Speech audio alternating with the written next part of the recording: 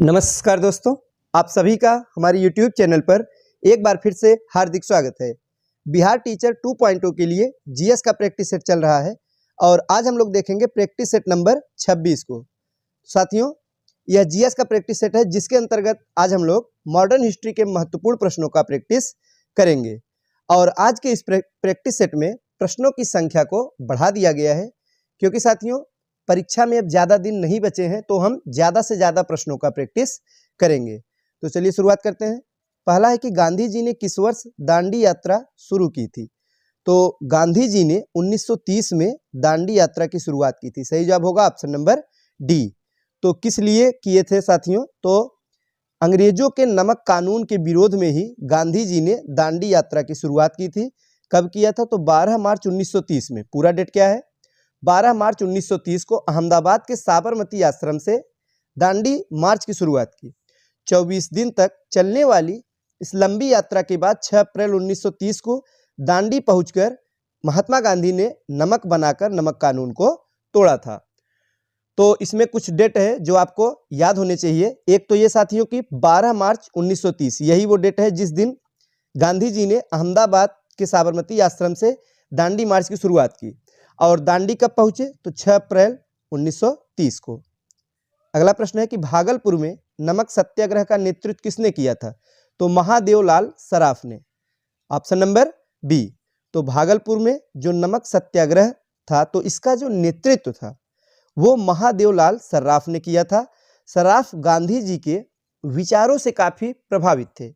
इन्होंने भागलपुर में 1930 ईस्वी में नमक सत्याग्रह का आयोजन किया था। अगला प्रश्न है कि 1930 में महात्मा गांधी ने सविनय अवज्ञा आंदोलन कहाँ से प्रारंभ किया था? तो दांडी से ही। कहाँ से साथियों? 1930 ईस्वी में गांधी जी ने जो सविनय अवज्ञा आंदोलन के प्रारंभ के प्रतीक के रूप में ही दांडी मार्च किया था। सही जवाब होगा ऑप्शन नंबर बी। आगे है कि सविनय अवज्ञा आंदोलन किसने प्रारंभ किया था?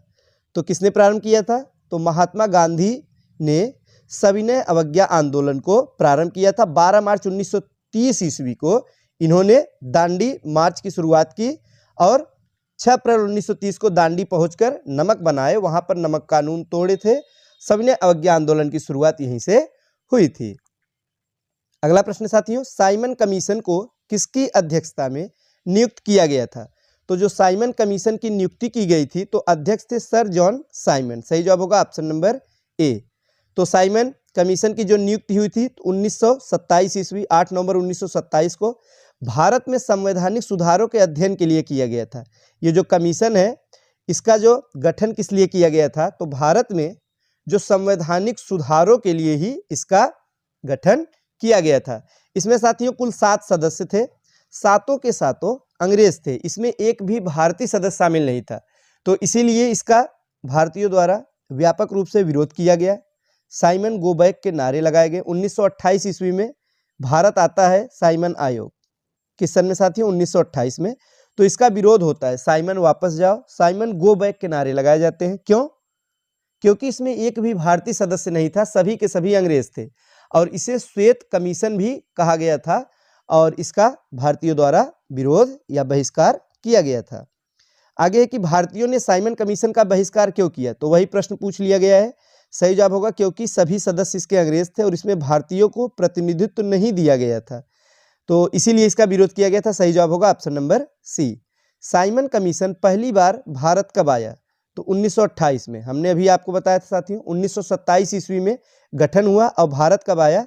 तो 1928 ईस्वी में साइमन कमीशन भारत आया था और गठन 1927 में हुआ था। यह कमीशन साथियों जहां कहीं भी पहुंचा वहां पूर्ण हड़ताल रखी गई और साइमन वापस जाओ के नारे के साथ जुलूस भी निकाले गए। और साइमन कमीशन के विरोध के दौरान ही, ये प्रश्न भी परीक्षा में पूछा जाता है कि लाला लाजपत राय की जो मृत्यु हुई थी वो कब हुई थी? तो साइमन कमीशन के विरोध के दौरान ही तो लाला लाजपत राय को सिर पर चोट लग गई थी, इस कारण इनकी मृत्यु हो गई थी। नेक्स्ट है कि द्वितीय गोलमेज सम्मेलन किस प्रश्न पर असफल रहा? तो सांप्रदायिक प्रतिनिधित्व पर। सही जवाब होगा ऑप्शन नंबर ए। दूसरा गोलमेज सम्मेलन कब हुआ था? 1931 ईस्वी में लंदन में आयोजित किया गया था साथियों और उस समय पीएम थे, ब्रिटिश पीएम कौन थे? Ramsay MacDonald. अगला प्रश्न है बेगूसराय में चौकीदार कर के विरुद्ध आंदोलन किसका एक हिस्सा था? तो ये सविनय अवज्ञा आंदोलन का ही एक हिस्सा था। सही जवाब होगा ऑप्शन नंबर बी। आगे है कि सांप्रदायिक अवार्ड एवं पूना पैक्ट में क्रमशः दलित वर्ग के लिए कितनी सीटें दी गई थी? तो क्रमशः 71 व 147 सीट। सही जवाब होगा ऑप्शन नंबर बी। चलिए देखते हैं अगला प्रश्न। आगे है साथियों कि अगस्त 1932 के रैमजे मैकडोनाल्ड के सांप्रदायिक पंचायत के द्वारा पहली बार एक पृथक निर्वाचक समूह बनाया गया, तो किसके लिए बनाया गया था? तो अछूतों के लिए यानी दलितों के लिए। सही जवाब होगा ऑप्शन नंबर डी। 1932 ईस्वी में रैमजे मैकडोनाल्ड के कम्युनल अवार्ड के द्वारा क्या किया गया कि हरिजनों व अछूतों के लिए अलग से निर्वाचन की व्यवस्था की गई थी, जिसे समाप्त करने के लिए गांधी जी साथियों ऐसा बिल्कुल नहीं चाहते थे कि अलग से निर्वाचन की व्यवस्था हो। तो इसे समाप्त करने के लिए गांधी जी ने पूना के यरवदा जेल में ही आमरण अनशन किया। आमरण अनशन करने के बाद गांधी जी तथा अंबेडकर के बीच में 24 सितंबर 1932 ईस्वी को एक समझौता हुआ, जिसे पूना पैक्ट के नाम से जानते हैं। चलिए देखते हैं अगला प्रश्न। नोआखली काल में महात्मा गांधी के सचिव कौन थे? तो प्यारेलाल थे। कौन थे साथियों? प्यारेलाल। नोआखली बंगाल में सांप्रदायिक दंगों के समय महात्मा गांधी के जो सचिव थे वे थे प्यारेलाल, और इन्होंने दांडी मार्च में भी महत्वपूर्ण भूमिका निभाई थी। नेक्स्ट है कि कम्युनल अवार्ड किसके द्वारा प्रस्तुत किया गया था? तो लॉर्ड मैकडोनाल्ड। सही जवाब होगा option number C. Next chapter है कि भारत छोड़ो आंदोलन तथा स्वतंत्रता एवं विभाजन। तो साथियों इस चैप्टर से भी कुछ प्रश्नों का हम प्रैक्टिस करेंगे, क्योंकि समय कम है और हमें ज़्यादा से ज़्यादा प्रश्नों का प्रैक्टिस करना है। तो चलिए देखते हैं। पहला प्रश्न है कि स्वतंत्रता संग्राम के दौरान भारतीय राज्यों, तो कश्मीर, निज़ाम के हैदराबाद, त्रावणकोर आदि जैसे भारतीय शासकों द्वारा जो शासित राज्य थे, इनमें से एक समानांतर आंदोलन शुरू किया गया था। उसका नाम क्या था? तो उसका जो नाम था साथियों वो था प्रजामंडल आंदोलन। तो सही जवाब क्या होगा? तो हमारा सही जवाब हो जाएगा ऑप्शन नंबर सी। नेक्स्ट प्रश्न साथियों कि भारतीय स्वतंत्रता संग्राम के बारे में निम्नलिखित में से कौन सा कथन सही नहीं है? तो कौन सा कथन सही नहीं है? तो ऑप्शन नंबर ए, 1921 में गांधी जी को गिरफ्तार कर लिया गया था, यह कथन हमारा सही नहीं है। इस प्रश्न का सही जवाब भी होगा ऑप्शन नंबर ए। चलिए देखते हैं। भारतीय स्वतंत्रता संग्राम के बारे में दिए गए विकल्पों में सही कथन इस प्रकार से है। कौन कौन सा? एक तो है कि 10 अप्रैल 1919 को अंग्रेजों द्वारा पहली बार गांधी जी को गिरफ्तार किया गया। पहली बार गांधी जी को कब गिरफ्तार किया गया? 10 अप्रैल 1919 को। दूसरा है कि चौरी चौरा कांड के कारण गांधी जी ने असहयोग आंदोलन से अपना हाथ खींच लिया था। आप सभी जानते होंगे कि गांधी जी ने 1920 में जब असहयोग आंदोलन की शुरुआत की, 2 वर्षों तक तो ये आंदोलन ठीक ठाक चला। फिर क्या हुआ कि गोरखपुर के चौरी चौरा नामक स्थान पर आंदोलनकारियों द्वारा एक पुलिस थाने में आग लगा दी गई और हिंसक रूप ले लिया था आंदोलन। इसे चौरी चौरा कांड के नाम से जानते हैं। तो गांधी जी इससे काफी नाराज हुए, आहत हुए। उन्होंने क्या किया कि आंदोलन को ही वापस ले लिया, स्थगित कर दिया था।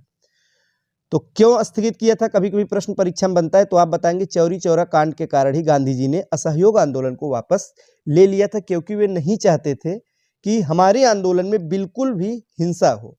नेक्स्ट है, गांधी जी ने अपना पहला प्रमुख सार्वजनिक भाषण 1916 ईस्वी में बनारस हिंदू विश्वविद्यालय में दिया था। यह भी महत्वपूर्ण प्रश्न है साथियों, परीक्षा में पूछा जाता है कि गांधी जी ने अपना पहला जन भाषण कहाँ दिया था, यानी कि सार्वजनिक भाषण। तो 1916 ईस्वी में बनारस हिंदू विश्वविद्यालय में, BHU में दिया था। नेक्स्ट है, 20 फरवरी 1947 को प्रधानमंत्री इटली ने भारत से ब्रिटिश शासन को कब तक वापस लेने की घोषणा की थी? तो कब तक? तो जून 1948 तक। सही जवाब होगा ऑप्शन नंबर ए। साथियों 20 फरवरी 1947 को ब्रिटिश प्रधानमंत्री क्लीमेंट एटली ने ब्रिटिश संसद के हाउस ऑफ कॉमन्स में घोषणा की कि ब्रिटिश 30 जून 1948 तक भारत छोड़ देंगे। उल्लेखनीय है कि लॉर्ड माउंटबेटन की घोषणा के पश्चात 15 अगस्त 1947 को भारत स्वतंत्र हो गया था। चलिए देखते हैं अगला प्रश्न। आगे कि इनमें से किसने 1947 में भारत और पाकिस्तान के बीच अंतर्राष्ट्रीय सीमाएं खींचने के लिए स्थापित की गई 2 सीमा आयोगों का नेतृत्व किया? तो सिरिल रेडक्लिफ। सही जवाब होगा ऑप्शन नंबर ए। और रेडक्लिफ के नाम पर ही भारत पाकिस्तान के बीच की जो सीमा रेखा है, तो इसे हम इसी नाम से जानते हैं। अगला प्रश्न है कि कैबिनेट मिशन निम्नलिखित में से किसके लिए भारत भेजा गया था? तो साथियों जो कैबिनेट मिशन है वो सत्ता के हस्तांतरण के लिए एक संवैधानिक व्यवस्था तैयार करने के लिए भारत भेजा गया था।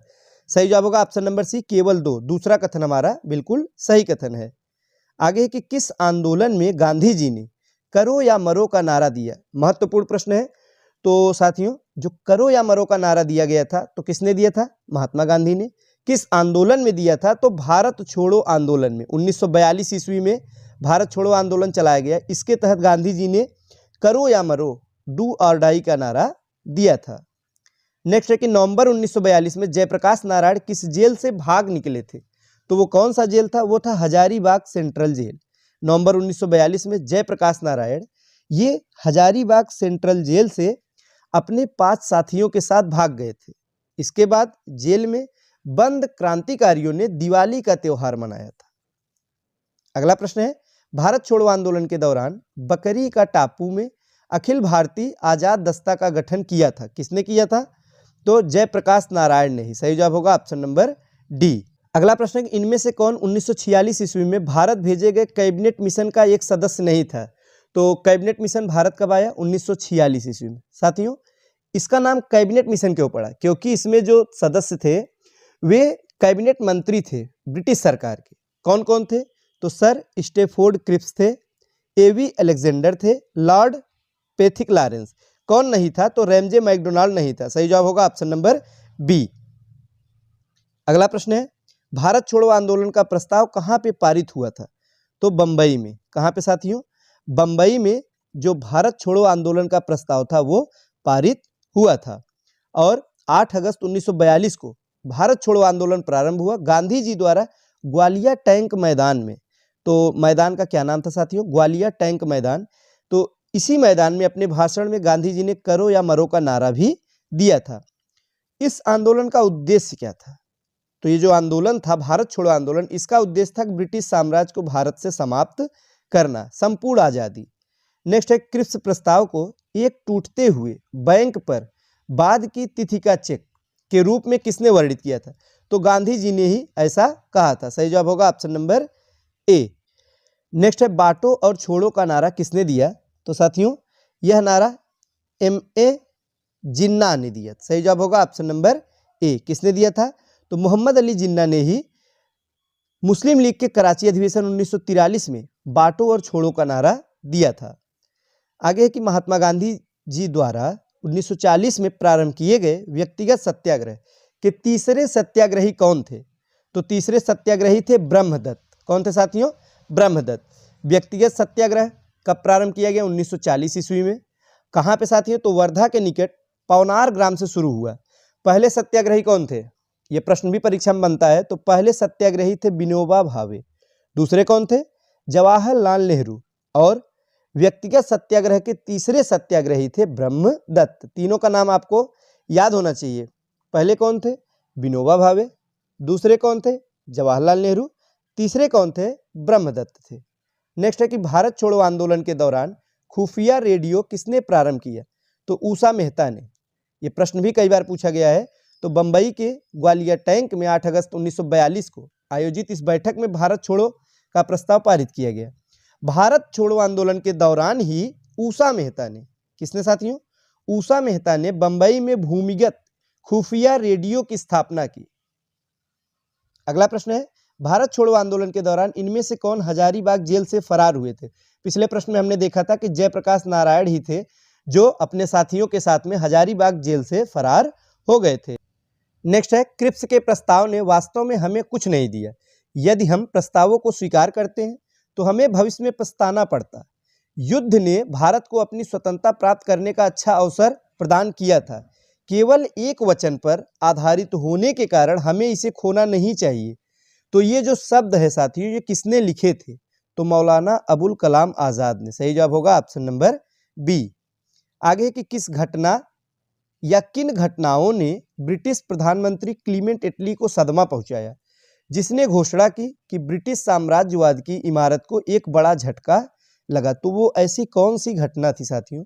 तो वो थी शाही भारतीय जल सेना का विद्रोह। सही जवाब होगा ऑप्शन नंबर बी। नेक्स्ट है कि फ्रंटियर गांधी ने कहा था कि उन्हें और उनके आंदोलन को उन्होंने भेड़ियों के सामने फेंक दिया था। वो किसका जिक्र कर रहे थे? तो कांग्रेस नेतृत्व का सही जवाब होगा ऑप्शन नंबर ए। फ्रंटियर गांधी से आप क्या समझते हैं? अब्दुल गफ्फार खां, इन्हें ही फ्रंटियर गांधी अथवा सीमांत गांधी के नाम से जाना जाता है। चलिए देखते हैं अगला प्रश्न। आगे है साथियों, भारत छोड़ो आंदोलन के दौरान पटना के 7 शहीद कहे जाने वाले व्यक्तियों में कौन बीएन कॉलेज का विद्यार्थी था? तो जगतपति कुमार, सही जवाब होगा ऑप्शन नंबर डी। नेक्स्ट है कि अंतरिम सरकार में वित्त मंत्री कौन थे? तो जब अंतरिम सरकार साथियों जब बनाया गया था उस समय जो वित्त मंत्री थे वे थे Liaquat Ali Khan, option number A. आगे है 1946 में बनी अंतरिम सरकार में राजेंद्र प्रसाद के पास कौन सा विभाग था? तो खाद्य एवं कृषि विभाग था। साथियों 1946 में अंतरिम सरकार में डॉक्टर राजेंद्र प्रसाद को खाद्य एवं कृषि विभाग सौंपा गया था। अंतरिम सरकार में बने मंत्री एवं विभाग इस प्रकार से, कुछ मुख्य मंत्री और विभागों का नाम दिया गया। चलिए देखते हैं। सरदार वल्लभ भाई पटेल को गृह सूचना व प्रसारण मंत्रालय दिया गया। सरदार बलदेव सिंह रक्षा मंत्रालय। लियाकत अली को वित्त मंत्री बनाया गया। लियाकत अली को वित्त मंत्री बनाया गया। अरोड़ा आसफ अली को रेलवे। सी राजगोपालाचारी शिक्षा मंत्रालय इन्हें सौंपा गया था। इस अंतरिम सरकार में पंडित जवाहरलाल नेहरू को उपाध्यक्ष का पद दिया गया था। तो साथियों आज के लिए बस इतना ही। आगे के प्रश्नों को हम नेक्स्ट प्रैक्टिस सेट में देखेंगे। धन्यवाद।